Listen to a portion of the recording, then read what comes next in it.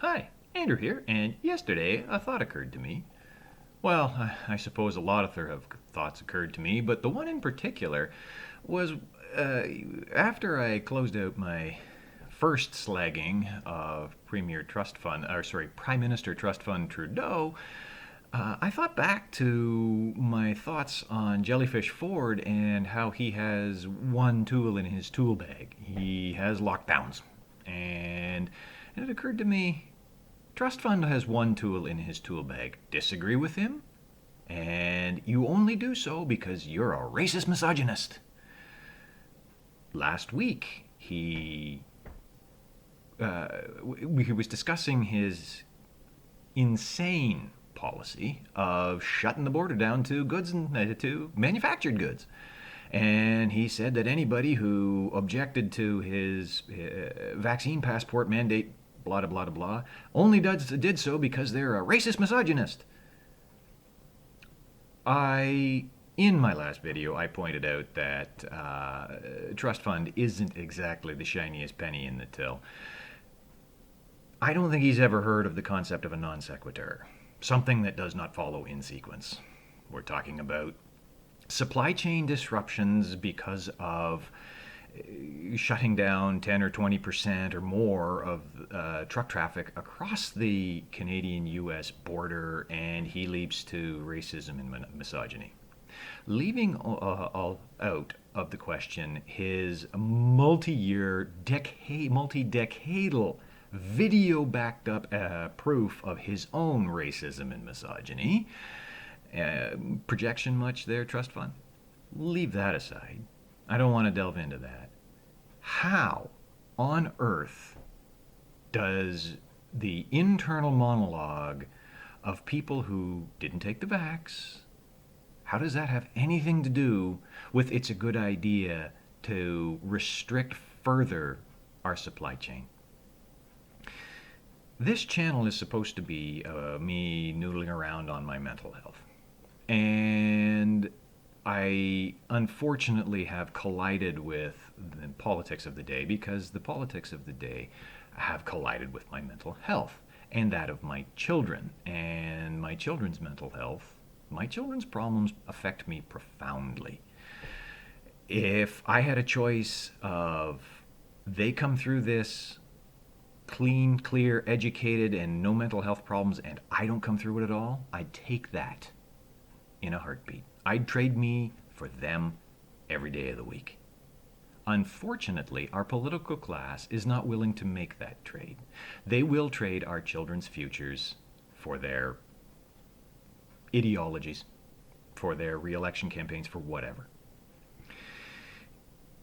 Ontario, the provincial level governments have a greater effect on your day-to-day living than does the federal government, which is why I ended up spending more than a few videos slagging Premier Jellyfish. And I've looked into the details of his reopening plan, and yeah, it's as bad as you'd expect, and that's the subject of a future video. But just because the federal government is more distant and doesn't have a day-to-day effect on my life, or as much of a day-to-day effect on my life, doesn't mean that they shouldn't be included in this as well. Last I saw, Canadian inflation is running about 5%. Now, they take out, energy and food from that so that the number looks better than it really is. But my heating bill and my food bill, especially with 3 growing boys, is a very important component of my spending. So taking food and energy out of the equation is just a nice way of lying to me. But now inflation is running hard in manufactured goods. And manufactured goods come over the border. So let's restrict the trade. That'll help. Won't it, Trust Fund? No, it won't. I talk about the damage to the children and I talk about the damage to their future. We have to have a country for them. We have to have an economy for them to have a future, for us all to have a future. So strangling that economy because you don't like the fact that a man who sits alone in his cab 12 hours a day chose not to get the vaccine that you badly want him to get isn't good policy. We need policy that serves Canada, not what serves your ego. And I'm not saying it. I'm not seeing a federal government that is serving up policy or creating policy that serves Canadians, that serves Canada as a whole. And this latest one with both the senile kitty toucher in the United States and blackface Trudeau deciding to restrict truckers from crossing the border, this is not going to help. At the local level, yes, the Premier has shut down the entertainment, he's messed with the schools, he's done all of these things at the very local, immediate level to cause harm to my kids and your kids and everyone's kids. But at a national level, 5% inflation, families I'm less well off than my own having to decide, make very hard choices in their budgets because food inflation is running 10%. This isn't good policy. Destroying futures, destroying lives, killing businesses.